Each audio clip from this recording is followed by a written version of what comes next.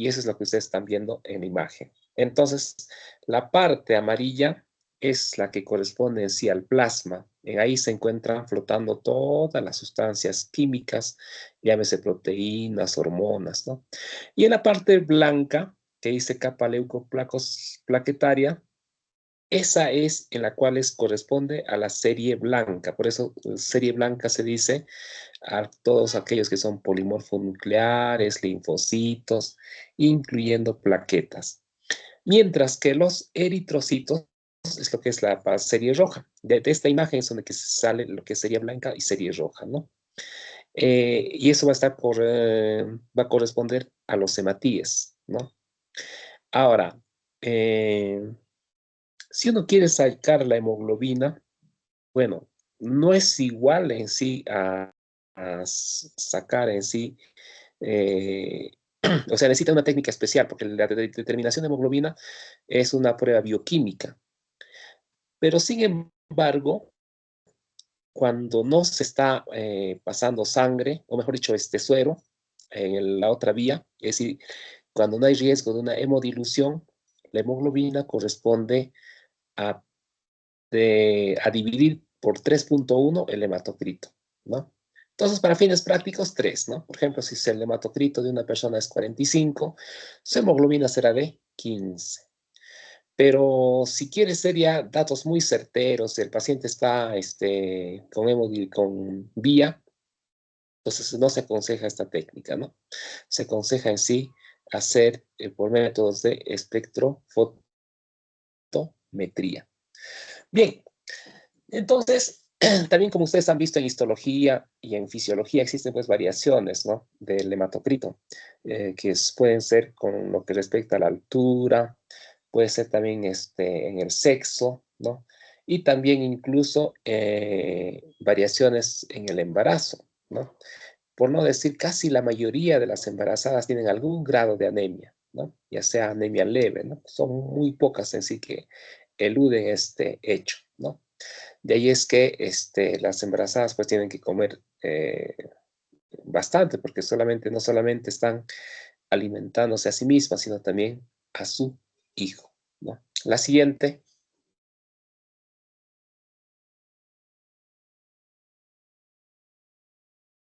Bien.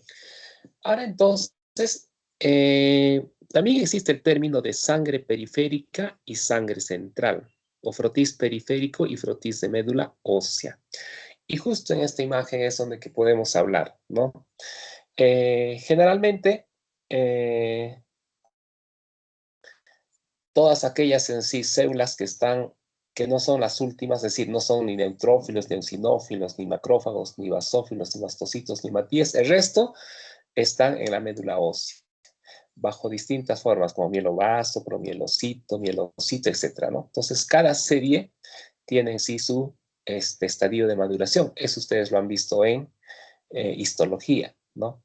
Entonces, a lo más que se puede ver es una previa, el reticulocito. El reticulocito aproximadamente es un porcentaje que va desde 0 a 5%. Cuanto se supera el porcentaje de reticulocitos, podemos estar mencionando de que hay una anemia hemolítica, ¿no? Ahora, pero también es importante tener el concepto de lo que es hemograma. ¿Qué es un hemograma? Como su mismo nombre dice, grama significa eh, el conteo de la sangre, ¿no? Antiguamente lo que se hacía era se dibujaba, ¿no? Y de ahí viene esta palabra de grama, pero después ya lo que se hizo es más el conteo, ¿no? Entonces, se toma una cámara de Neubauer para hacer lo que es el conteo de eh, eritrocitos, ¿no? Y también de leucocitos, ¿no? Y en función a eso salen los valores generalmente lo normal es de 6,000 a 9,000, ¿no?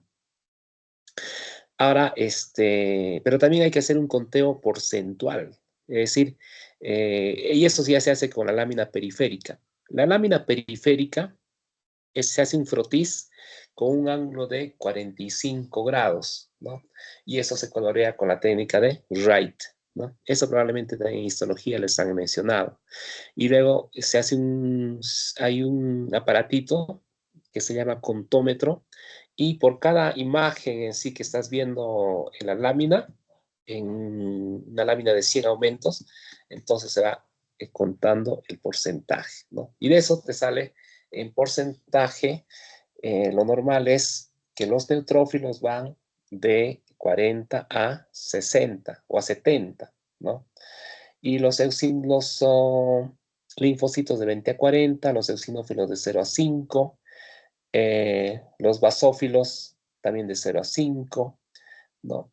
Y así por el estilo, ¿no? Entonces, de esa manera, entonces, tu informe de hemograma no solamente sale el conteo leucocitario, que dijimos es de 6.000 a 9.000, sino también el porcentual, ¿no? Y en función a esto, existe pues toda una serie de anomalías, ¿no? Existen términos como linfocitosis, linfopenia, eosinofilia, neutropenia, neutrofilia. Entonces, son términos diferentes, ¿no? Neutrofilia generalmente significa cuando supera, ¿no? Los límites normales, ¿no? Y que dicho sea de paso, se acompaña de del conteo de leucocitos, ¿no? Lo que quiere decir que cuanto más hay una leucocitosis considera cuando es más de 10.000. Entonces, los neutrófilos también están incrementados. Pero hay un indicador importante y eso se llama la desviación a la izquierda, ¿no?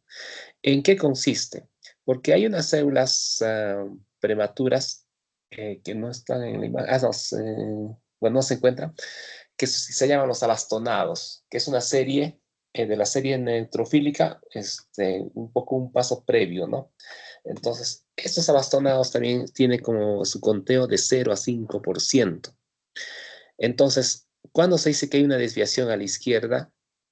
Cuando el porcentaje de los abastonados supera el 5%, ¿no? O en todo caso, en términos absolutos, los 500.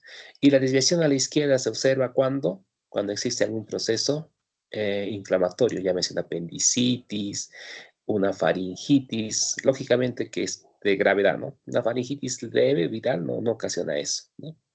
Bien, la siguiente. Ya. Entonces, lo que vamos a ver en la siguiente es, hablando de la serie roja, ¿no? Que es que va a tratar sobre eso la clase de hoy día, ¿no? Bien, entonces, el riñón es el que produce la eritropoyetina, ¿no? Y eso a su vez va a influenciar en que maduren en sí las células madres eritroides para que se convierten de proeritroblasto, eritroblasto, etcétera, hasta convertirse en reticulocitos y irse a la sangre en forma de matías, ¿no?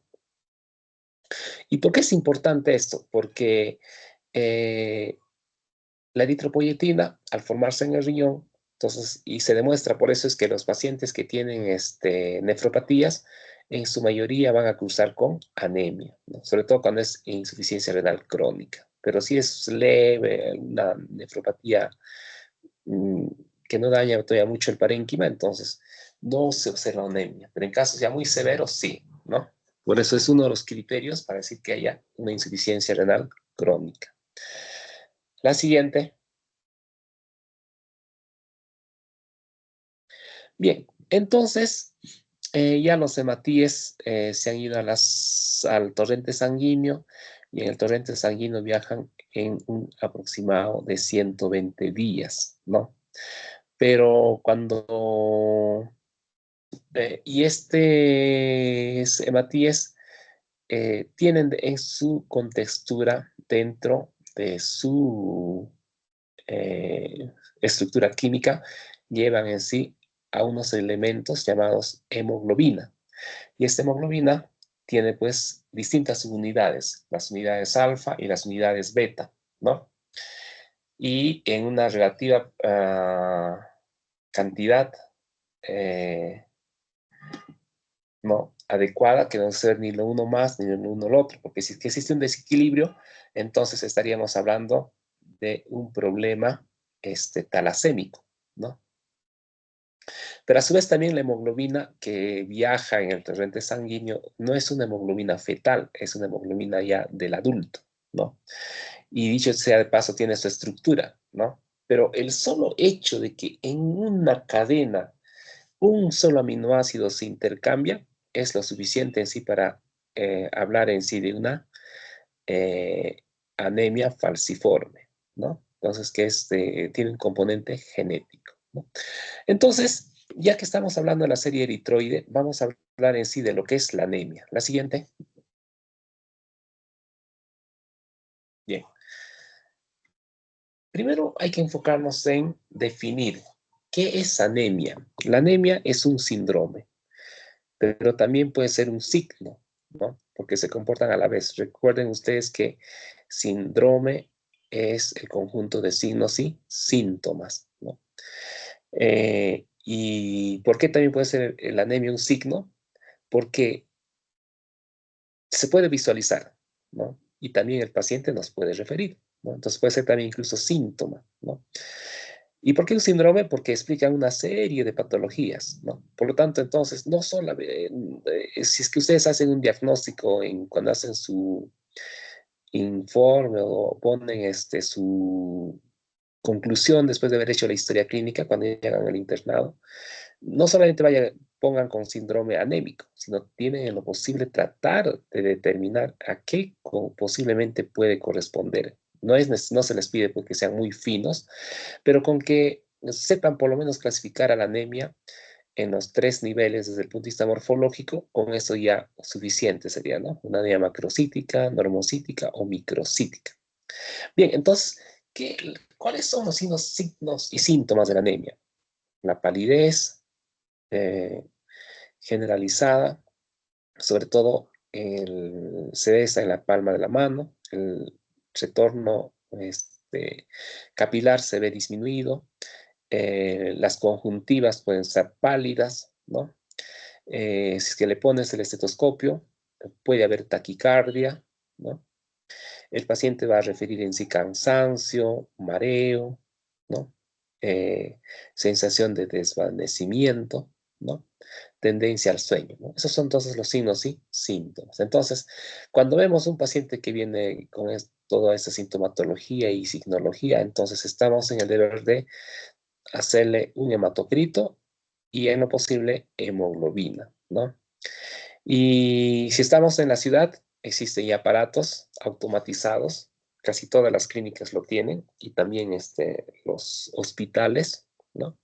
De tal manera que te toman la muestra y en un santiamén, o sea, aunque ese término santiamén está muy exagerado, pero en unos minutos te sale todo, ¿no? Su hemoglobina, su hemograma, sus constantes corpusculares, incluso hasta su histograma, ¿no?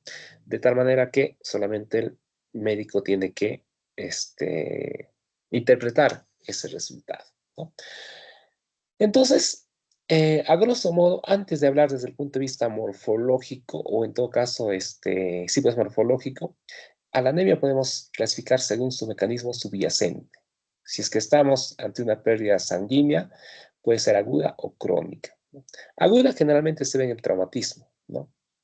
Y la crónica, en cambio, ahí sí es un reto diagnóstico para el clínico, ¿no? Porque tenemos que averiguar en sí a qué se debe. O puede ser que de repente hay un cáncer subyacente, o de repente un pólipo, porque algunos pólipos, sobre todo los adenomas vellosos, pueden también estar causando microsangrados, ¿no?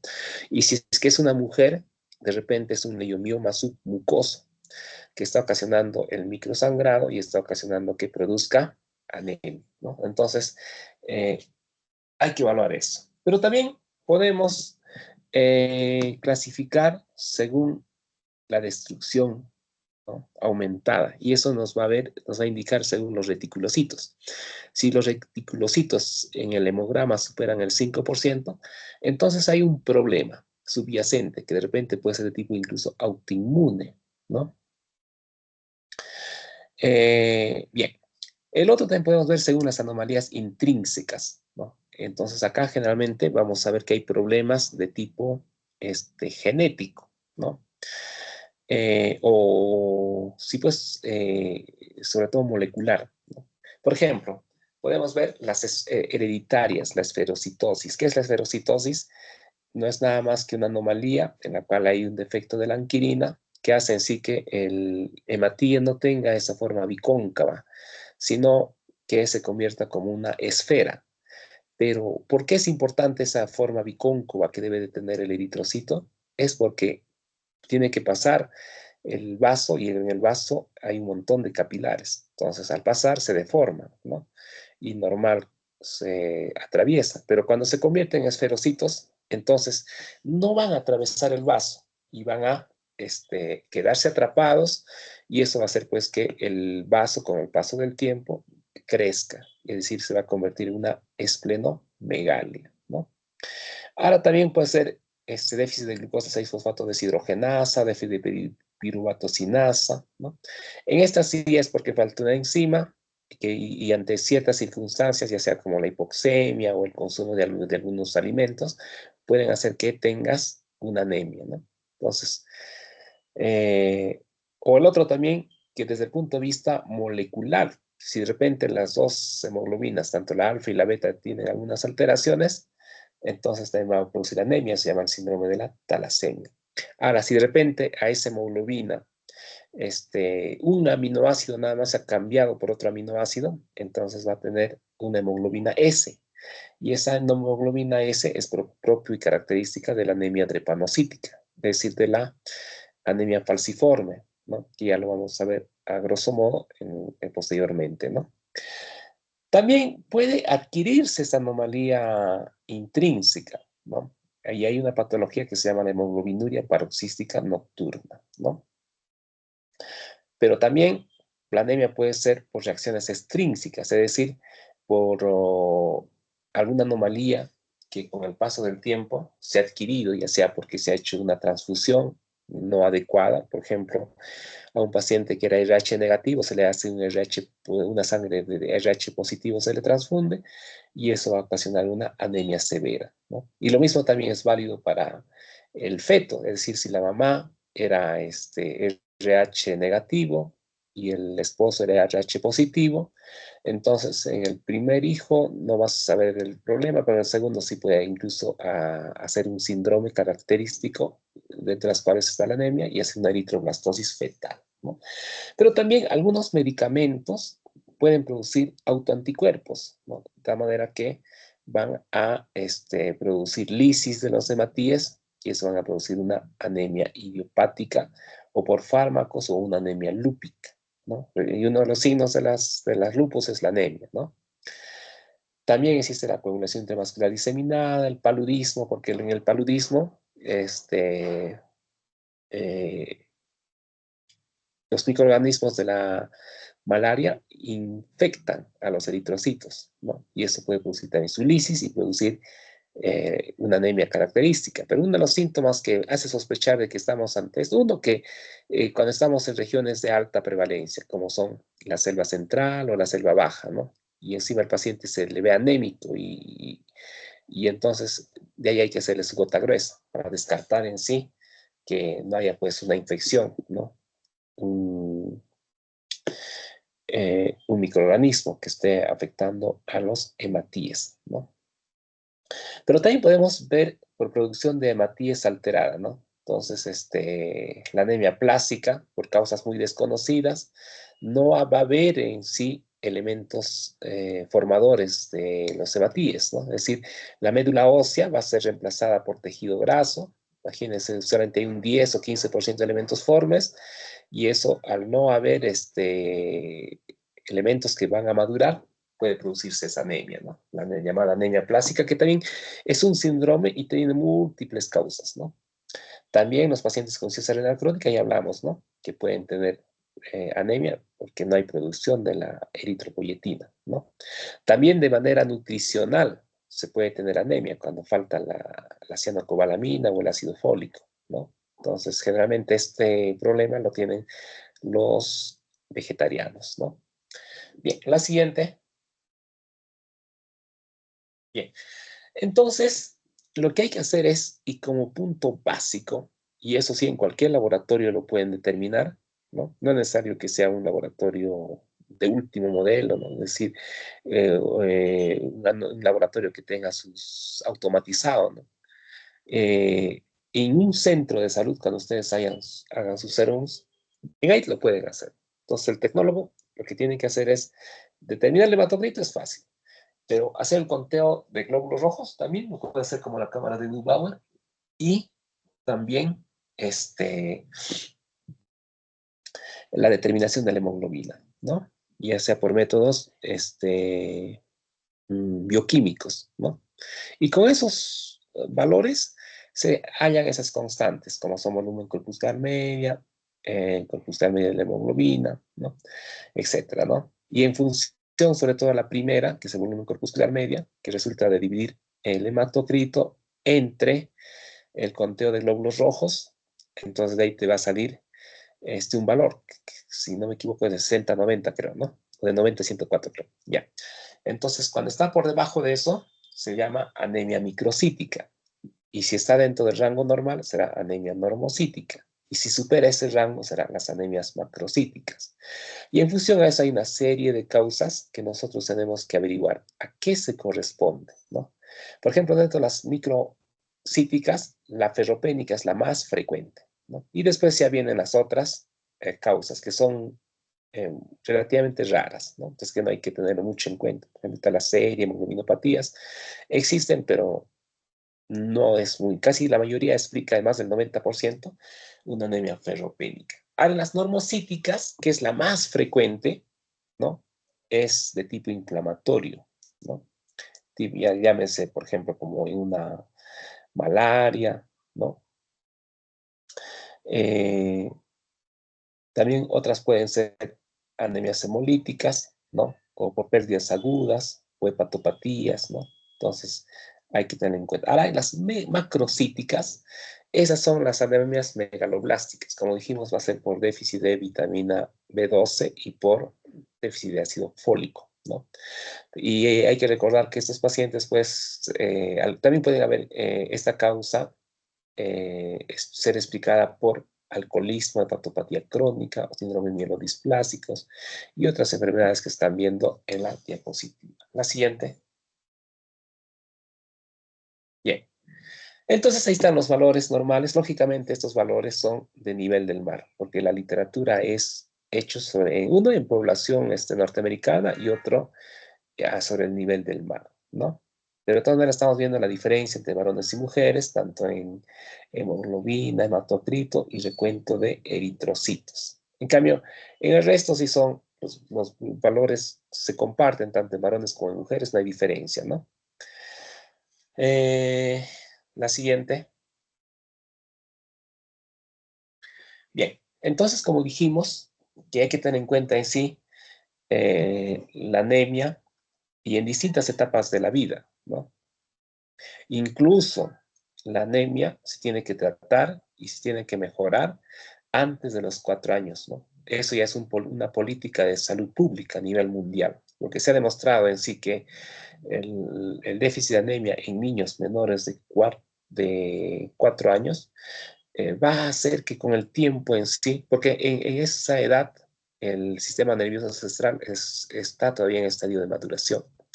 Y al estar en estadio de maduración, el hecho de que no se le dé un aporte nutricional adecuado va a hacer en sí que con el paso del tiempo los niños tengan a atender retraso de atención, déficit de atención, ¿no? Y eso es una carga que puede afectar a nosotros como país, ¿no? Porque al tener déficit de atención, entonces vamos a tener tendencia a que esa población en sí pues no recurra en sí o tenga trabajos y haga trabajos manuales más que trabajos intelectuales, ¿no? Por eso es que el gobierno toma muy en cuenta eso, ¿no? Y existe una serie de programas que el MINSA organiza o promueve para tratar de disminuir en sí la anemia infantil, ¿no? Que van desde el nacimiento, ¿no? Entonces ahí están, pues, la promoción de la lactancia materna, el consumo en sí, pues, de sustancias y de alimentos que pueden tener bastante hierro, ¿no? Como son las sangrecitas, las lentejas, ¿no? Y el hecho de promocionar también un adecuado consumo, ¿no? Es decir, eh, poniendo un poco de jugo de naranja, qué sé yo, ¿no? Bien, pero eso ya es otro problema de salud pública, que ya no nos vamos a ahondar, pero ya tiene la idea de por qué es importante combatir. Ahora, el otro, bueno, también de 6 a 14 años, ¿cuándo es el valor límite de varones adultos? Pero lo que sí interesa es de la mujer embarazada, ¿no? Porque incluso también se menciona de que el problema puede también surtir desde ahí, aparecer desde ahí, ¿no? De ahí es que también el MINSA también para las embarazadas tienen su programa, se les da ácido fólico y se les da también cianocobalamina, con el fin en sí, pues, de disminuir, como nosotros ya ustedes han visto cuando se ha hecho patología del sistema nervioso central, disminuir en sí el defecto del cierre del tubo neural, que se ha demostrado que con una dieta eh, a base de hierro y vitamina B12 se ha disminuido notablemente, ¿no? La siguiente. Bien. Entonces, esto ya habíamos hablado, que no hemos comentado, que puede haber también soplos, eso es muy importante, ¿no? Entonces, si es que hay soplos, hay que ver cómo está la frecuencia cardíaca, cómo está, si hay anemia, y como ya hemos hecho en patología cardíaca, hay que ver si es un bebé, no hay que asustarse, pero si es en un adulto, hay que descartar de que no sea la explicación el soplo, antes que de determinar que sea una cardiopatía, ¿no? Es muy importante tener en cuenta eso. De otro que en casos ya muy severos, pueden haber dolor en los huesos hematopoyéticos, es decir, dolor en la cabeza, sobre todo cuando se presiona el cráneo, o el dolor en la médula ósea, ¿no? Eso se da sobre todo cuando hay una eritropoyesis compensadora, ¿no? Ahora, también pueden haber angina de pecho, ¿no? Una persona joven, pálida, con un dolor tipo anginoso, no hay que decir pues que es un infarto, ¿no? Entonces, lo más probable que sea una anemia, ¿no? Los calambres nocturnos, ¿no? El dolor de cabeza, ¿no? La siguiente. Bien. Entonces, ahí está un algoritmo para ver y determinar qué hacer ante un paciente con anemia, ¿no? Entonces, eso ya ustedes lo están haciendo en semiología o en clínicas médicas óseas, eh, una buena anamnesis, ¿no? Antecedentes familiares, porque no vaya a ser que de repente, pues, como la talasemia, ¿no? Que la talasemia puede tener un rasgo hereditario, ¿no? Hay que explorar físicamente, ¿no? Ver si el llenado capilar, hay que ver los ojos, hay que ver si hay taquicardia con el estetoscopio, hay que ver si hay soplos, ¿no? Y luego hay que pedir una analítica básica, ¿no? Aunque esta analítica básica que se menciona acá en el gráfico, bueno, está para hospitales grandes, ¿no? Pero lo básico en sí, pues, como les dije, volumen corpuscular, hemoglobina, hematocrito, principalmente, ¿no? Eso es lo súper básico, ¿no? Y en función, ya eso, ya pues, se puede determinar eh, el problema en sí que se da, ¿no? Ya sea de tipo ferropénico, etcétera, etcétera. Pero, el otro que va a ayudar también es el frotis, ¿no? El frotis, y visto por un tecnólogo, y si es que el hospital tiene un hematólogo, mucho mejor. Pero si no tiene, por un tecnólogo que nos puede ayudar más o menos a determinar en sí, a sugerir en función a si hay anomalías en la morfología de los eritrocitos, es decir, eritrocitos en lágrimas, poiquilocitos, y en función de eso podemos sospechar, ¿no? Antes de hacer un envío a una referencia al especialista. La siguiente. Bien, entonces creo que esta sí hemos comentado a grosso modo en un gráfico anterior. Entonces la siguiente, no vamos a comentar mucho. Ya. Acá está, es importante mencionar la diferencia, ¿no? Porque estas dos son causas de anemia megaloblástica. Pero ¿cómo diferenciamos si es por vitamina B12 o ácido fólico, ¿no? Primero, ¿de dónde se consigue la vitamina B12? ¿No? Se consigue generalmente en la carne, el pescado y el huevo, ¿no? Y ahí es que los pacientes que tienen, son vegetarianos, tienen tendencia a tener anemia megaloblástica, ¿no? El ácido fólico, en cambio, se encuentra en vegetales, frutos secos, entonces, entonces en un paciente con vegetariano es una anemia megaloblástica por vitamina B12, ¿no? Y generalmente tendrían que ser vegetarianos muy estrictos, en todo caso también alcohólicos, ¿no? ¿Por qué alcohólicos? Porque los alcohólicos en sí tienden a tener consumo de calorías a base del alcohol, ¿no? Y que secundariamente les pueden engañar y tener como que ya están saciados, pero a la larga no es nada más que un problema porque al tener esa sensación falsa van a consumir pocos alimentos, ¿no? Y al tener al caer en pobreza, van a tender en sí a no consumir carnes o, ¿no?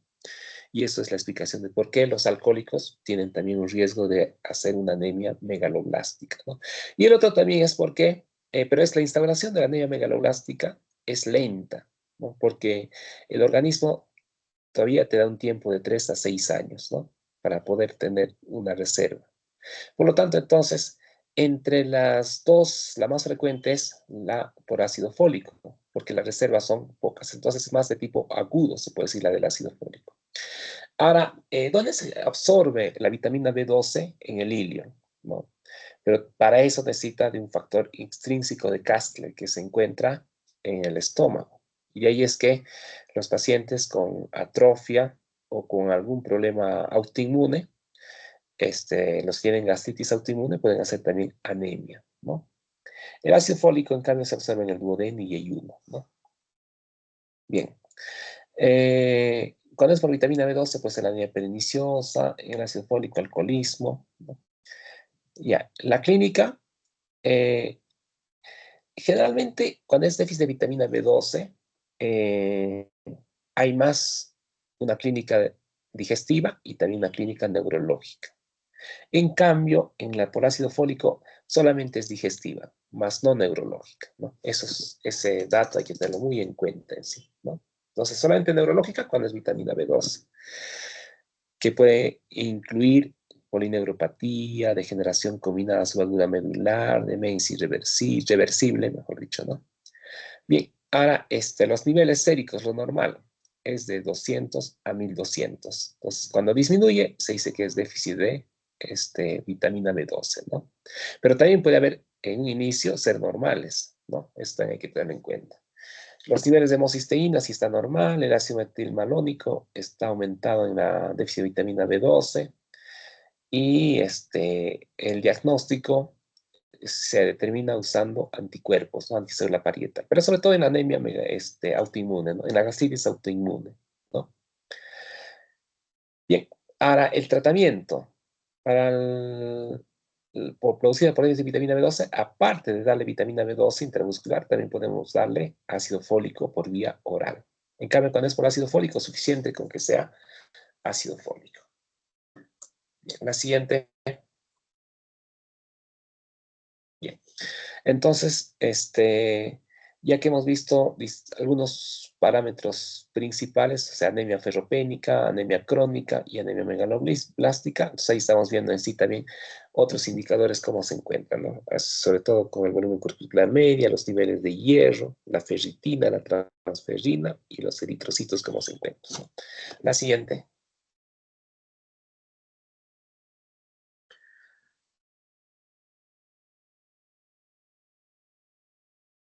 Ya. Entonces ahí estamos viendo, ¿no?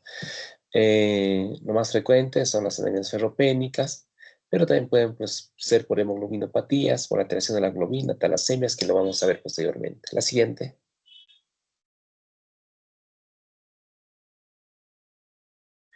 Bien. Lo más común es la anemia por enfermedades crónicas, ¿no? Entonces, que también puede ser por enfermedades infecciosas o también incluso por tumores, ¿no? Eh, Generalmente es leve, ¿no? Y es una anemia en la cual va a haber una alteración del metabolismo del hierro, ¿no? Y puede haber una respuesta eritropoyética compensadora disminuida. La siguiente. Bien, ahora vamos a ver entonces de las anemias ya específicas, ¿no? Vamos a hablar de la anemia hemolítica. ¿Cuáles son las características general? Es de que es un conjunto de trastornos en los que se produce una destrucción acelerada de los hematíes con disminución de su supervivencia. Como mecanismo compensatorio, para garantizar el adecuado transporte de oxígeno a los tejidos, se produce un aumento de eritropoiesis, ¿no? Este aumento puede ser hasta 8 veces el nivel basal, de modo que puede haber una hemólisis importante sin que llegue a haber una anemia. Si el nivel de destrucción es mayor que la capacidad de la médula ósea para regenerar, aparecerá una anemia. Los pacientes con estados hemolíticos compensados crónicos pueden desarrollar una anemia severa si se produce una infección por parvovirus, un aumento brusco de destrucción de hematíes en el vaso por estimulación del sistema mononuclear fagocítico, o un agotamiento en las reservas de folato, secundario al aumento de la eritropoiesis. Eso se llama como crisis megaloblástica. La siguiente. ¿Cuáles son esos signos? Pues vamos a ver que se incrementa la bilirrubina indirecta y el LDH, ¿no? Va a haber descenso de la lactoglobina, ¿no? Y podemos ver si la hemólisis es intravascular, pues vamos a ver hemoglobinuria y hemosideриnuria, es decir, en la orina van a ver también niveles de hemoglobina y de hemosiderina, ¿no? Ahora, si la hemólisis es extravascular, es decir, fuera del vaso, pues vamos a tener que un vaso crecido, los ojos amarillos, ¿no? Y puede haber también litiasis biliar, ¿no? Ahora, si esta hemólisis es crónica, entonces lo que vamos a ver es disminución del folato sérico por hiperconsumo, ¿no? También podemos observar signos de incremento de eritropoiesis, va a haber el incremento de reticulocitos, sobre todo cuando hay hemorragias, ¿no? En el frotis vamos a ver macrocitos, policromasia, poiquilocitosis. Poiquilocitosis significa hematíes en forma de cuchara, ¿no? Trombocitosis significa los niveles de plaqueta aumentadas, ¿no? Y puede haber también una hiperplasia compensadora en la médula ósea, ¿no? Sobre todo cuando hay hemorragias, ¿no? La siguiente. Bien, entonces ahí estamos viendo pues distintos niveles, ¿no? Y el que ya más o menos habíamos comentado, pero ya lo vamos a ver en mayor detalle, ¿no? La esferocitosis, déficit de glucosa hidrogenasa, las talasemias, ¿no? En las adquiridas pueden ser pues hemólisis inmune o también mecánicos, ¿no? Una microangiopatía, ¿no? También puede haber una causa desconocida, la hemoglobinura paroxística nocturna. La siguiente. Bien, ahora vamos a hablar de las talasemias, ¿no? Una de los tipos de talasemia, porque hay alfa-talasemias y beta-talasemias. Entonces, ¿por qué se producen estas anemias? Porque se produce por sustitución de una o varias bases nitrogenadas con efecto de la transcripción, maduración o traducción del ARN mensajero. Se debe sospechar como rasgo talasémico ante anemias muy microcíticas, cuando sobre todo el volumen corpuscular medio está entre 60 y 80, ¿no? Clínicamente no es tan fácil de determinar, ¿no? Requiere una alta sospecha y requiere en sí de la determinación de por electroforesis el tipo de hemoglobina que se está observando, ¿no? También clínicamente con la ecografía puede haber esplenomegalia, hepatomegalia variable y alteraciones óseas, ¿no? En la radiografía podemos ver esas alteraciones óseas, ¿no? Sobre todo un cráneo en cepillo, ¿no? Sobre todo en casos ya muy severos, ¿no? Cuando son en estadios leves es relativamente difícil diagnosticar, ¿no? La siguiente. Ya. Entonces, ¿cómo se diagnostica, no? La sospecha cuando hay microcitosis, cuando hay incremento de los reticulocitos, ¿no? Y la confirmación, lógicamente, ya son pruebas especializadas como electroforesis, ¿no? Y esa es la confirmación, ¿no? Ahora, ¿cómo se trata? Se le da transfusiones con quelación del hierro. Si hay un hiperesplenismo, se le saca el vaso, ¿no? Y podemos darle también algunos fármacos antidrepanocíticos, como la hidroxiurea buterato, la 5-azacitidina, ¿no? O incluso hacer un trasplante de médula ósea, ¿no? Dependiendo del estadio y de la gravedad de la enfermedad. La siguiente. Entonces, podemos clasificar a la talasemia en dos también. Uno, talasemia alfa, talasemia beta, pero también podemos determinar en talasemia menor y talasemia mayor, ¿no? La talasemia menor es de tipo heterocigota o también con rasgo talasémico se le dice, ¿no? Y es la más frecuente, ¿no? Sobre todo en el área mediterránea, ¿no? Y es asintomático, ¿no? Entonces, se debe a una disminución de las índices de la cadena beta, ¿no? En la electroforesis, vamos a ver que la hemoglobina A1 va a estar disminuido y la hemoglobina A2 va a estar incrementada, ¿no? Cuando es leve, no precisa tratamiento, por eso algunos prefieren llamarlo solamente no una enfermedad, sino un rasgo talasémico. La que sí necesita tratamiento es la talasemia mayor, que es de tipo homocigoto y también conocido como anemia de Cooley. Entonces acá van a ver ausencia de cadenas beta y por lo tanto descenso severo de la hemoglobina A1 con aumento de la síntesis de cadena A2, ¿no? Entonces, por lo que le decían, hay un desequilibrio entre las alfa y la beta. Estas cadenas alfa son insolubles y precipitan en el interior de las hematíes, a los cuales en el frotis podemos determinar o encontrar los cuerpos de Heinz, ¿no? Que también se puede ver en el déficit de glucosa 6-fosfato deshidrogenasa, ¿no? La siguiente. Entonces ahí estamos viendo un gráfico en la cual, ¿qué podemos observar? Que los hematíes están pequeñitos, ¿no? Entonces también hay células en diana. ¿A qué significa células en diana? Son aquellas células en las cuales tienen, imagínense como eh,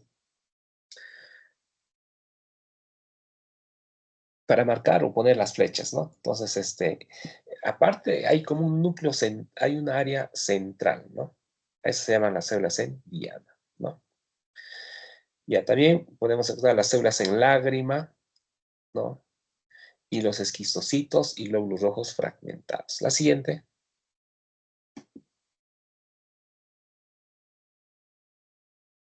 Bien.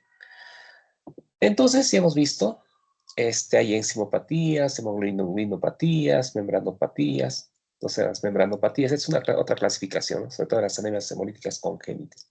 Están las fagocitosis, eritrocitosis, estomatocitosis, acantocitosis, ¿no? Que son relativamente raras, ¿no?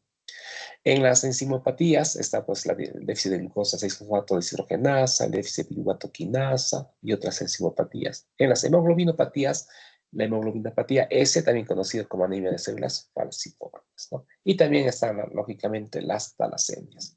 La siguiente.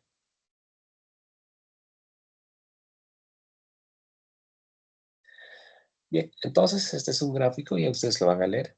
Los distintos tipos de talasemias, ¿no? Ya sea talasemia alfa, talasemia beta, y su cuadro clínico, ¿no? De cada una de estas. Entonces, como habrán visto, determinar un diagnóstico así fino, como están viendo en la imagen, solamente lo hacen en hospitales altamente especializados, ¿no?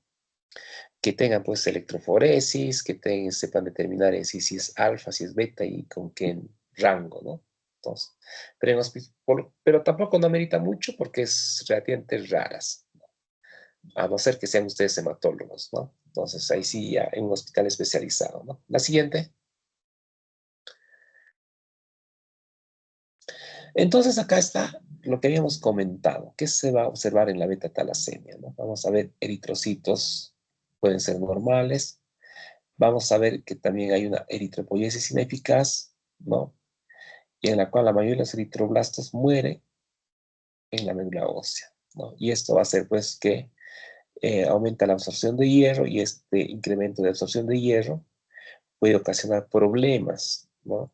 En el corazón, en el hígado, ¿no? Y eso se conoce como una patología llamada hemocromatosis secundaria, ¿no? Pero esta eritropoiesis ineficaz también puede ocasionar anemia, ¿no? Entonces, ¿qué va a necesitar el paciente con anemia? Transfusiones sanguíneas, ¿no? Y eso puede hacer, pues, que va a reducir, si bien es cierto, la hipoxia tisular, va a hacer que se incremente la eritropoyetina, pero el problema es que puede ocasionar expansión medular, es decir, deformidades óseas que podemos observar en una radiografía, ¿no? Bien, la siguiente. Entonces, ahora estamos viendo la anemia ferropénica, ¿no? Que es una de las más frecuentes. Ya dijimos ya que se ve primer año de vida, adolescencia, embarazo, prematurez, ¿no? También puede ser por aumento de las pérdidas como la menstruación, ¿no? O hemorragias visibles como la epistaxis a repetición, o hemorragias ocultas, ¿no? Que incluso no se ven, ¿no? Entonces, como la que habíamos mencionado en los pacientes que pueden tener un cáncer del colon, que produce un microsangrado y por la prueba de TB, todo está normal y tener anemia, ¿no? Y recién cuando se sospecha, cuando se le pide la prueba de TB, ¿no? Y ahí sale positivo. ¿En qué consiste la prueba de TB, no? Consiste en sí en que se le echa unos reactivos a las heces y con ello ese cambio de color de las heces quiere decir que pues hay hemoglobina, ¿no? Fragmentados. Y eso nos explica, a pesar de que el color de las heces puedan ser normal, ¿no? Ya, la siguiente. Ya. ¿Qué vamos a encontrar en el laboratorio en un paciente con anemia ferropénica? Va a estar un hierro muy disminuido, puede haber microcitosis, hipocromía, disminución de los reticulocitos y descenso de la bilirrubina. En la médula ósea vamos a encontrar hiperplasia eritroblástica y ausencia de eritroblastos. La siguiente. Bien. También podemos encontrar los niveles de hierro van a estar disminuidos, la capacidad total de saturación de hierro va a estar incrementada, el porcentaje de saturación va a estar disminuido, la protoporfirina libre hidroxitaria va a estar aumentada, los receptores solubles de transferrina van a estar aumentados, ¿no? Los niveles de ferritina sérica van a estar disminuidos. La siguiente. Ahora vamos a hablar de la anemia megaloblástica, ¿no? Como dijimos, la anemia megaloblástica se debe a que el déficit de ácido fólico y de la cianocobalamina van a producir alteración de la síntesis del ácido desoxirribonucleico, ¿no? Y eso va a ocasionar de que las células se dividan lentamente y de que, pero ustedes saben, en el proceso de maduración, generalmente las células son más grandes en la médula ósea y antes de salir a la sangre periférica se convierten en más chiquitas. Entonces, como no hay una maduración adecuada, ¿no? Porque no hay la disminución del ADN, la producción de ADN va a estar disminuida, entonces los elementos inmaduros se van a ver en la sangre periférica, ¿no? Y de ahí es que, y estos elementos inmaduros que son grandes van a adquirir características megaloblásticas, ¿no? La siguiente.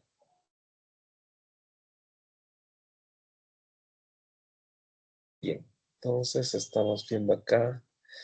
Eh, una de las características de la anemia megaloblástica es la hipersegmentación neutrofílica. ¿En qué consiste eso? Hay que recordar en sí que estamos viendo ahí una imagen en el extremo superior derecho. Los neutrófilos solamente tienen los lóbulos de 3 a 5, pero ahí estamos viendo más de 5, lo que quiere decir que hay una hipersegmentación, ¿no? Otra de lo que podemos encontrar también es hay eritrocitos hipercromáticos, ¿no?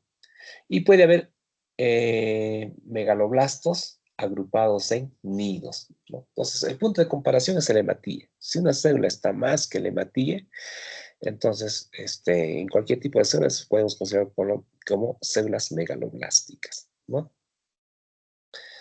La siguiente.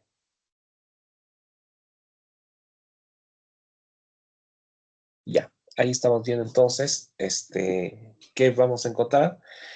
El volumen muscular medio aumentado, ¿no? En la lámina periférica, en la serie roja, eritrocitos disminuidos, hipercromía y macrocitosis, ¿no? En la serie blanca, la hipersegmentación neutrofílica que habíamos comentado, el incremento del tamaño de los leucocitos y puede haber leucopenia, En las plaquetas que vamos a ver puede haber trombocitopenia y macroplaquetas. Y si hacemos un análisis bioquímico, ¿qué vamos a encontrar? Vamos a ver que la vitamina B12 va a estar disminuido, el ácido fólico va a estar disminuido, el LDH va a estar incrementado y la bilirrubina sérica va a estar incrementada. La siguiente. Bien, ¿cuáles son las causas que habíamos comentado, no? Puede ser como la anemia autoinmune o también puede ser el Helicobacter pylori también puede inducir a esa cloridria, ¿no? Pero sobre todo en estadios muy severos, ¿no? O también en pacientes que tienen déficit del factor intrínseco de Castle, ¿no? Y eso se conoce como anemia perniciosa, una enfermedad de Biermeyer, ¿no? Bueno, también puede ser para dieta insuficiente, la muy mala absorción, ¿no? La siguiente.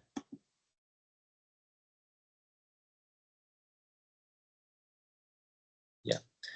Entonces, a nivel del hematológico, ya hemos visto lo que se puede observar, digestivo también, como más o menos, bueno, tiene una gastritis, pero también pueden encontrarse otros signos, ¿no? Como son glositis, dolor abdominal, meteorismo, diarrea, ¿no? Que pueden explicar una anemia megaloblástica, ¿no? Pero en su mayoría bajan de peso, ¿no? Porque tienen una anemia megaloblástica. La siguiente. Y lo más importante, la que lo diferencia del ácido fólico es el cuadro neurológico, ¿no? Entonces, el cuadro neurológico en anemia megaloblástica vamos a ver pérdida de sensibilidad vibratoria y de posición, ataxia, parestesia, debilidad muscular, disminución de la memoria. Hay una correlación inversa entre anormalidades hematológicas y neurológicas, ¿no? La siguiente. Ya.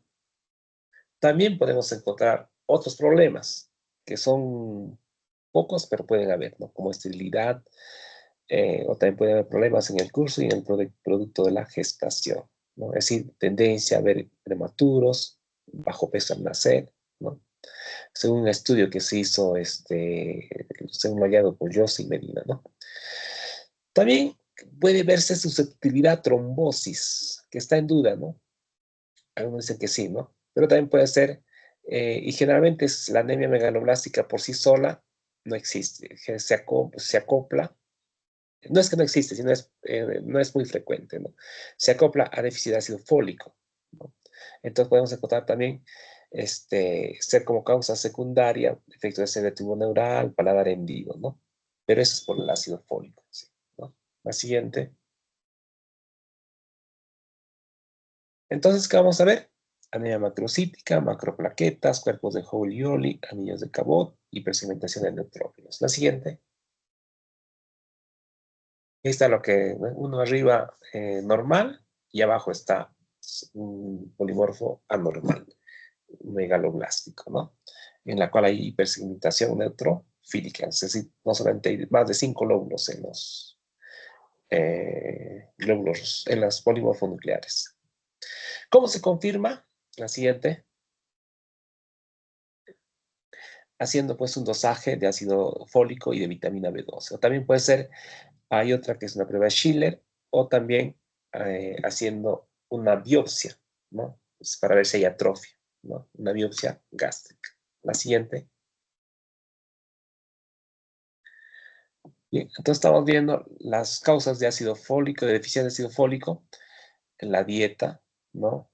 La hiperalimentación parenteral, hemodiálisis, también puede verse el incremento de los requerimientos como en la gestación, en la hemólisis crónica, dermatitis exfoliativa, en la infección, o también puede ser en problemas de malabsorción, cuando el paciente tenga estrés tropical y no tropical, en los pacientes que tienen linfoma o enteritis regional. La siguiente.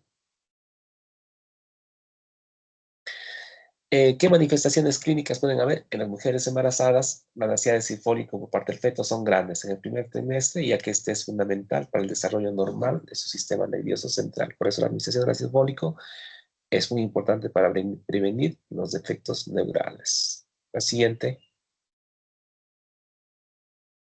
Y, bueno, la anemia perniciosa, ¿no? Que es poco común, pero merece la pena comentarlo, ¿no? Se le conoce también con el nombre de enfermedad de Biermer, ¿no? Generalmente se ve en ancianos, ¿no? Entonces, cuando se encuentra una anemia megaloblástica en ancianos, puede ser por esta anemia perniciosa, ¿no? Y generalmente son del Mediterráneo, ¿no? En nuestro medio es muy raro, ¿no? Ahora, ¿a qué se debe? Como ya dijimos, ¿no? Por la falta del factor intrínseco de Castle, ¿no?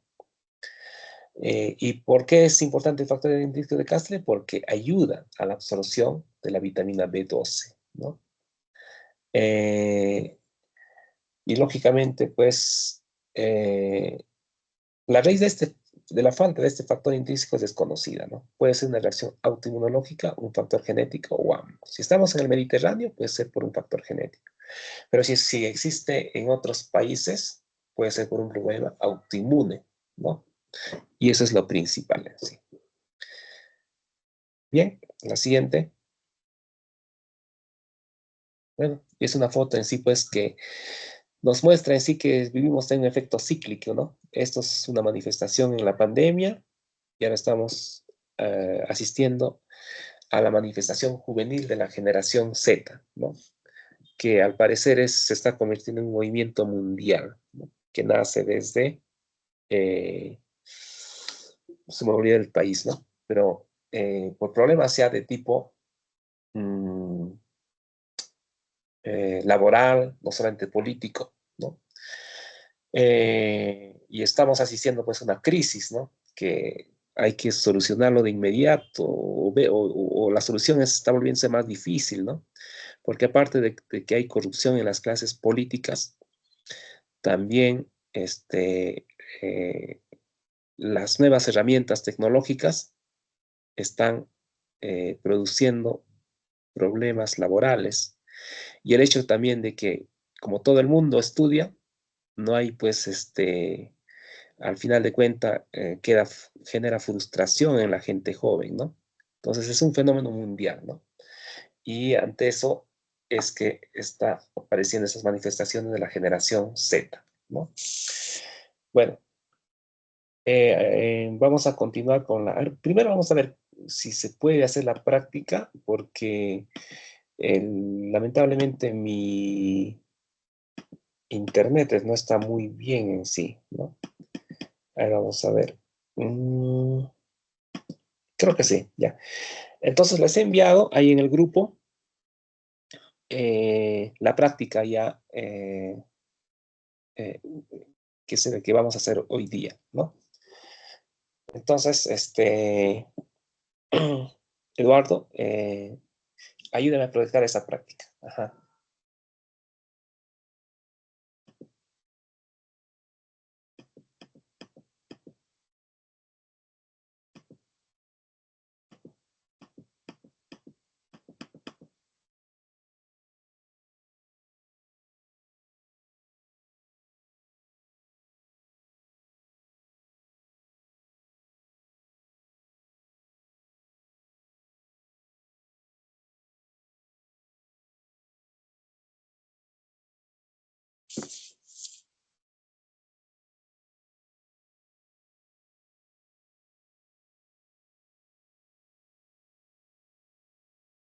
Doctor, disculpe, no llega ninguna práctica al grupo de curso.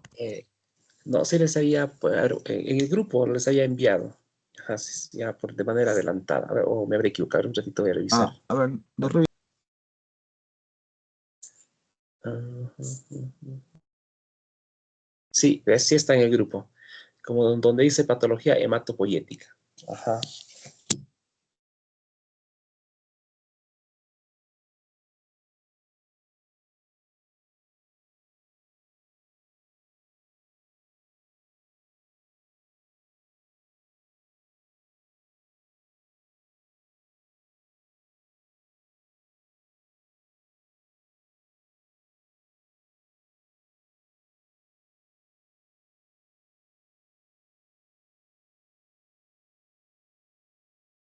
Ya, es exacto. Muy bien. Bien, entonces vamos a continuar. A ver. Ya la siguiente.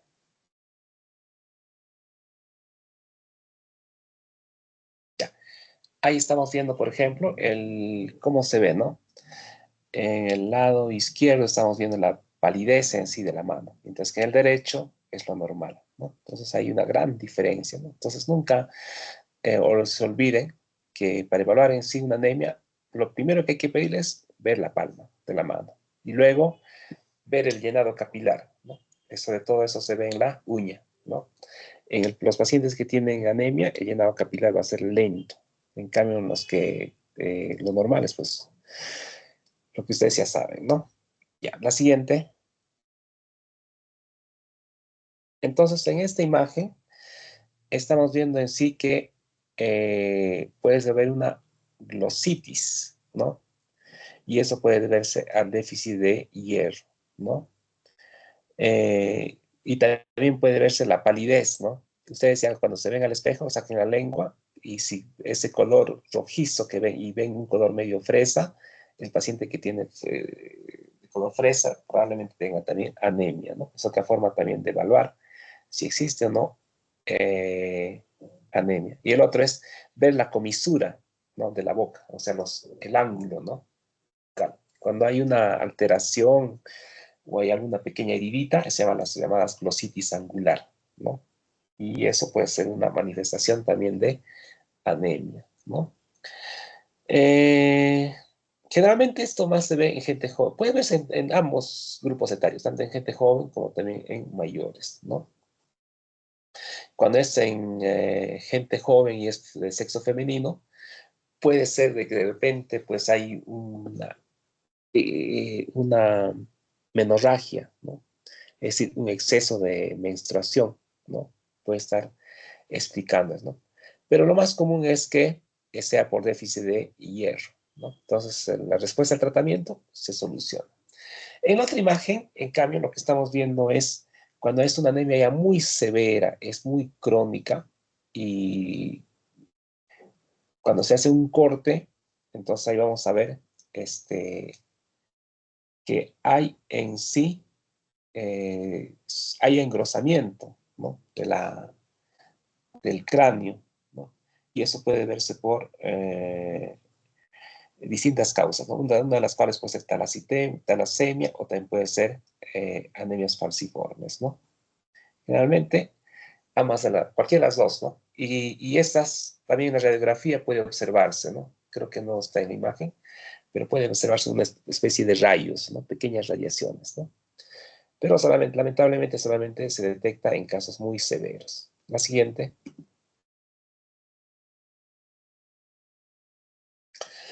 Entonces, hay que ver en sí si es macrocítica, normocítica, como ya habíamos visto, ¿no?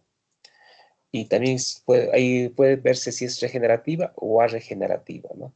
Entonces, en la regenerativa, cuando es microcítica, puede ser en la talasemia. En la arregenerativa, la más común puede ser por anemia ferropénica. En la regenerativa, cuando es normocítica, es por causas hemolíticas, hemorragias agudas. En cambio, cuando es en la arregenerativa, puede ser en la neoplasia medular, infiltración medular, ¿no? O anemias infecciosas o nefropatía crónica. En la macrocítica, cuando es en la regenerativa, en su mayoría es por crisis hemolítica, ¿no? En cambio, en la arregenerativa es por falta de ácido fólico o vitamina B12, que dicho sea de paso, es la más común. Pero también puede haber otras causas, ¿no? Como las que se mencionan en el gráfico. La siguiente. Entonces, esto ya hemos visto, ¿no? Para que sepan en sí, lo normal es de 80 a 100, ¿no? O más de 100 es macrocítica y menos de 80 es microcítica, ¿no? Y si es normocítica, hay que ver en sí cómo están los reticulocitos, si están normal o bajos o si son altos. Si son altos, probablemente estamos ante una anemia hemolítica. Y si es normal, la más común puede ser déficit de hierro o enfermedad crónica. Y otras puede ser enfermedad renal crónica o anemia plástica. Ahora, si es hemolítica, hay que podemos diferenciar si es intrínseca o extrínseca. Si es intrínseca, puede ser por defecto de membrana, deficiencia enzimática, etcétera, ¿no? Y si es extrínseca, de tipo autoinmune, microinfecciones, etcétera. Bien, la siguiente. Bien, entonces, acá, ¿qué estamos viendo? Este es un crotis normal, ¿no? Pero sin embargo, el problema está en los hematíes. ¿Qué se ve en los hematíes? Si ustedes comparan, hay algunos hematíes rosados, pero hay otros que son pálidos, ¿no? Lo normal es que sean muy poquitos los pálidos, pero acá casi en su mayoría están pálidos. Entonces, lo que nos indica que estamos ante un problema anémico. El otro es que todos los hematíes deberían ser redonditos, ¿no? Y con una palidez central, ¿no? Pero ¿qué estamos viendo acá? Bueno, no vemos así que si ustedes notan, hay uno que otro hematía en forma de lágrima, ¿no?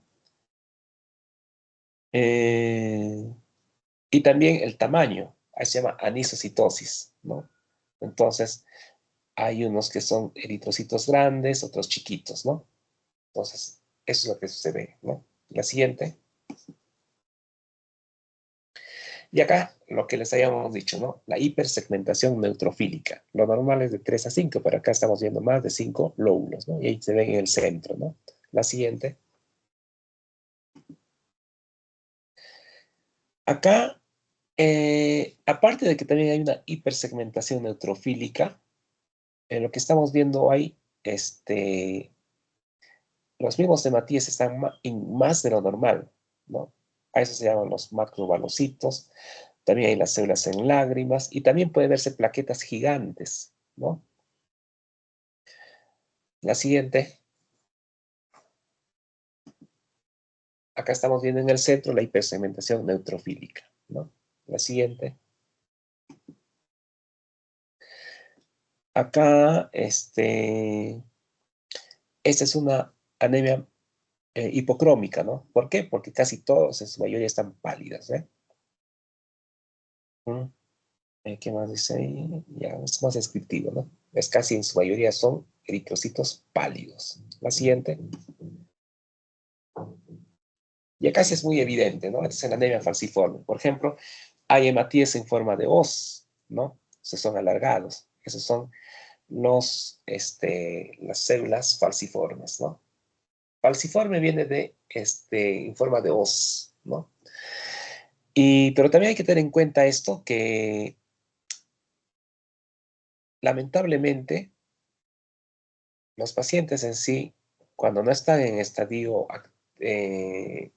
no sé, pues es que si quiere decir, mmm, no hay una hipoxemia, ¿no? Ya sea porque han ido a la altura, o ya sea porque tienen alguna enfermedad, entonces va a estar normal los eritrocitos. Solamente cuando hacen hipoxemia, solamente en esos casos, los eritrocitos se van a deformar, ¿no? Eso es muy importante. Por eso se llama rasgo falciforme y rasgo talasémico, ¿no? Lo mismo pasa también con la talasemia. Hay momentos en los cuales va a estar normal los eritrocitos, pero cuando hay un problema de diversa índole, recién se pueden alterar, ¿no? Por eso lo más importante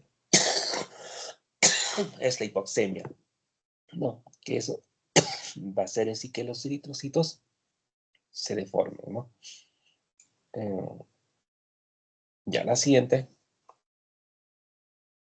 lo mismo estamos viendo acá, ¿ven? Acá incluso uno se ve uno típico, ¿no? En forma de voz. Hay dos, ¿no? Del centro más arriba, ¿no?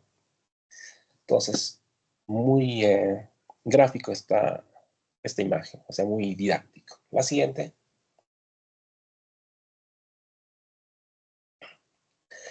También histológicamente se puede observar, porque la anterior era con la coloración Wright, pero en cambio esta es una imagen de parafina.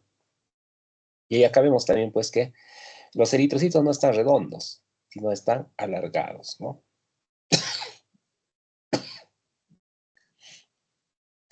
Y eso va a ocasionar que produzca un infarto en el vaso, un autoinfarto. De ahí es que uno de los tratamientos para esta enfermedad, sobre todo cuando producen hepatos esplenomegalia o esplenomegalia, es la esplenectomía, ¿no? Con sus problemas que ustedes ya habrán estado leyendo, ¿no? Los pacientes que están esplenectomizados van a tener problemas de infecciones por neumococos, ¿no? por causas desconocidas, ¿no? Pero van a tener ese rasgo, ¿no? Ya, la siguiente. Acá está en la anemia plástica. Recuerden en sí que, y eso ya han visto por histología, que generalmente la presencia de elementos formes, es decir, la presencia de todas las celulitas que van a ver, que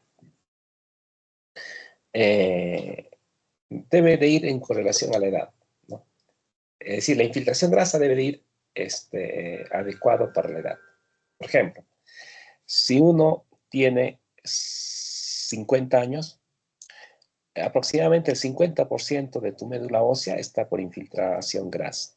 Si tienes 70 años, 70% de la médula ósea aproximadamente está infiltrado por grasa y los elementos formes serían 30%.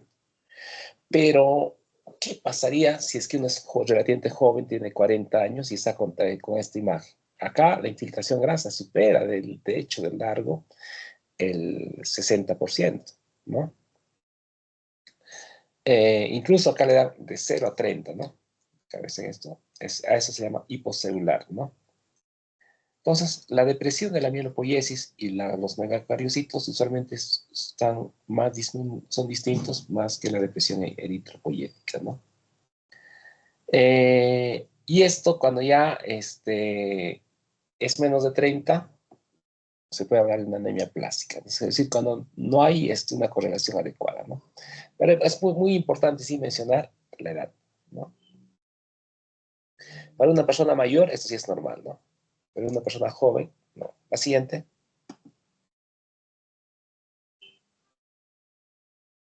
Ya. ¿Qué estamos viendo acá? Esto es una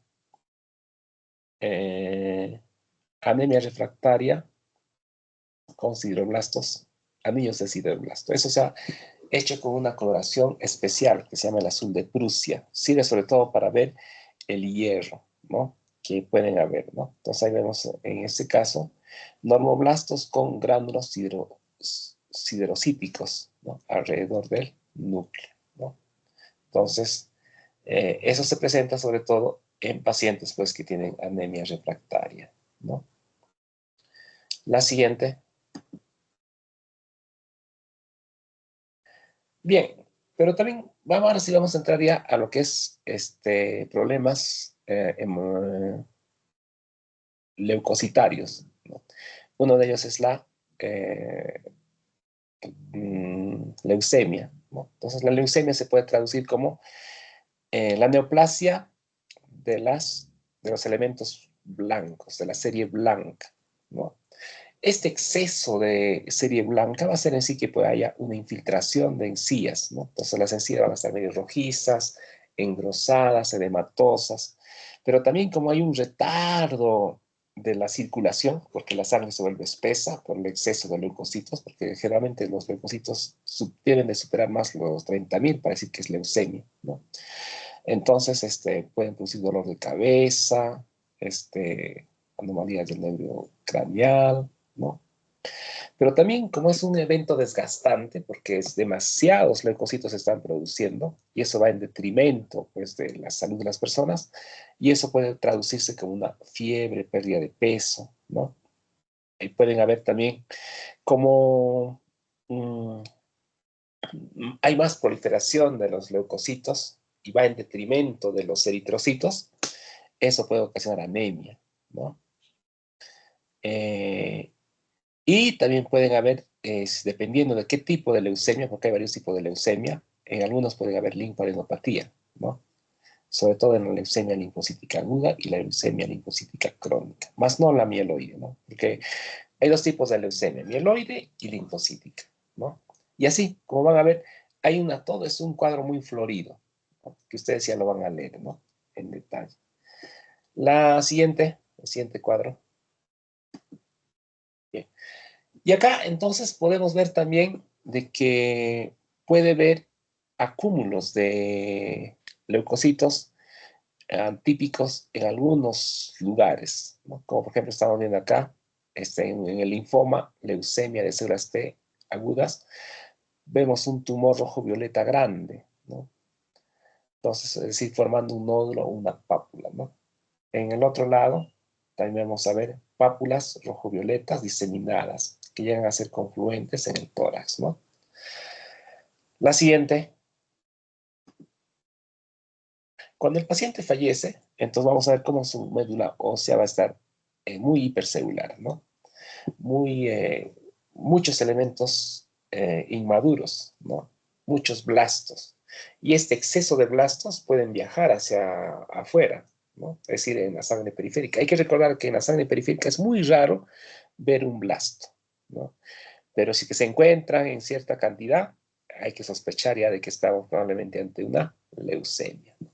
Si bien es cierto, este caso lo hace el hematólogo, el diagnóstico, pero como médicos generales también ya se puede sospechar, sobre todo con la ayuda del tecnólogo, ¿no? Entonces el tecnólogo en su frotis va a observar, por ejemplo, es un frotis de sangre periférica, ¿no? ¿Y qué estamos observando? Que es la serie blanca que va a estar representada. La siguiente.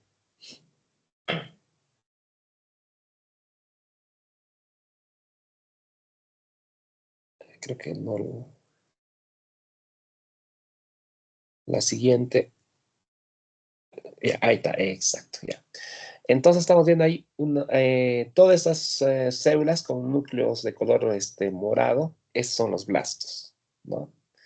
Y si ustedes notan, hay unos puntitos muy pálidos, esos son los nucleolos, ¿no? Y otra característica, cómo se reconoce a un blasto, es porque son células muy agrandadas, ¿no? Eh, y se puede ver en uno de ellos, el que está formando una semiluna, tiene una rayita, ¿no? A eso se le llama el bastón de Auer, ¿no? Que no es nada más que gránulos cristalizados, ¿no? En este caso se sugiere de que es una leucemia mieloide, ¿no? Es decir, de la serie blanca, más no linfoide, sino mieloide, ¿no? Que es el más prevalente en adultos. Entonces recuerden, siempre sospechar cuando ves células inmaduras con varios nucleolos, con una rayita a su costado, que son los bastones de Auer, ¿no? Probablemente estemos ante una leucemia mieloide aguda. La siguiente.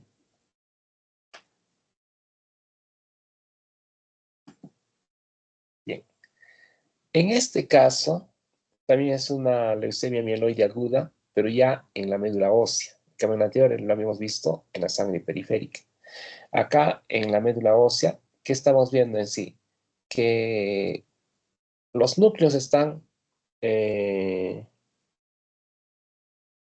pleomórficos, ¿no? Hay núcleos grandes, núcleos chiquitos, ¿no? También incluso estamos viendo una mitosis, ¿no? Y esos núcleos grandes no son nada más que blastos, ¿no? Por lo tanto, entonces, se le hizo una inmunohistoquímica y se le pidió un CD34 y se ha visto pues que el 30% de toda esta imagen eran blastos, ¿no? Y eso hace sospechar pues de que ya estamos ante una leucemia mieloide aguda, ¿no? La siguiente. Y esto es por inmunohistoquímica, ¿no? Todo lo marroncito, lo que ha teñido, son el CD34 positivo de blastos. Entonces hay cantidad de blastos. Entonces se confirma el diagnóstico, ¿no? De que estamos ante una leucemia mieloide aguda, ¿no? En un varón de 72 años, ¿no? Que tenía un síndrome mielodisplásico, ¿no? Eh, hace 6 meses aproximadamente. Y después se le hizo un estudio más detallado y se confirmó pues que su síndrome mielodisplásico era explicado en sí ya por un problema mayor, ¿no? Es decir, por una leucemia mieloide eh, aguda. La siguiente.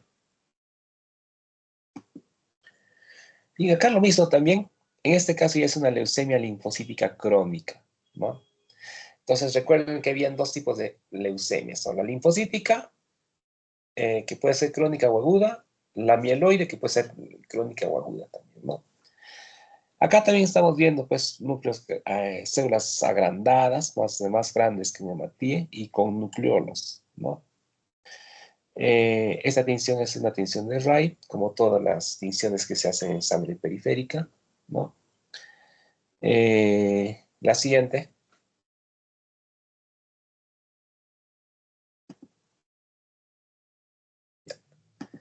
Acá lo mismo también. Esta es una leucemia linfocítica crónica. Las que ocasionan más defectos más graves son la mieloide. En cambio, en la linfocítica, los cambios son un poco más sutiles, ¿no?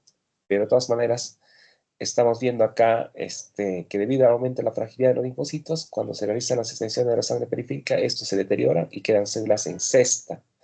Hay células muy deformes, entonces a esas se llaman las sombras de Guttaprecht, ¿no? Y cuando se observan esas sombras, hay sospecha de una leucemia linfocítica crónica. Que dicho sea de paso, lo que explica son los otros que hemos visto, ¿no? Pues las sombras rojizas solamente es un acompañante, ¿no? Para que conozcan, ¿no? Entonces acá vemos dos imágenes. Esas sombras medio rosadas, dos hay, esas son las sombras de Guttprecht. Y las otras, exceptuando el trófilo, el hipersegmental que está al centro, el resto son eh, linfoblastos, ¿no? ¿Y cómo se reconoce que es un linfoblasto? Generalmente tienen escaso citoplasma, ¿no? Como hemos visto también en el anterior, ¿no? En cambio, en los mieloblastos, tienen más citoplasma, ¿no? Y son más monstruosas. La siguiente.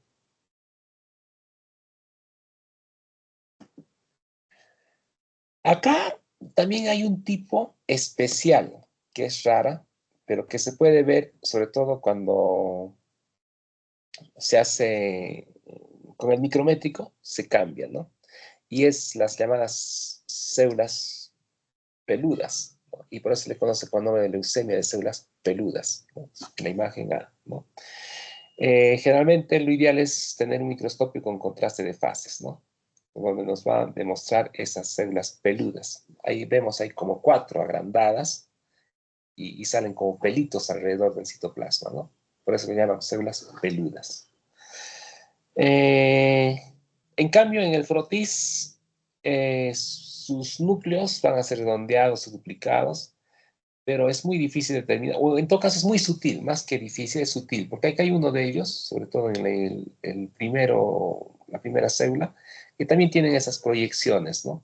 Pero el resto de los linfoblastos no lo tienen, o son muy sutiles, pero el primero sí lo tiene, ¿no? Con una especie de pelitos, ¿no? De color pálido, un azul pálido muy diminuto, ¿no? Entonces es un tipo especial de leucemia, ¿no? Y creo que esa es la última, la siguiente. Bien, listo muchachos. Entonces hasta acá hemos terminado la quinta práctica. Eh, a pedido del delegado, entonces mañana nos vemos a las 7 de la noche para la conclusión de los seminarios, ¿no? Y con eso ya estaríamos terminando todos los seminarios. ¿Alguna pregunta, alguna interrogante? Ya, si no hay ninguna pregunta, buenas noches. Hasta el día de mañana.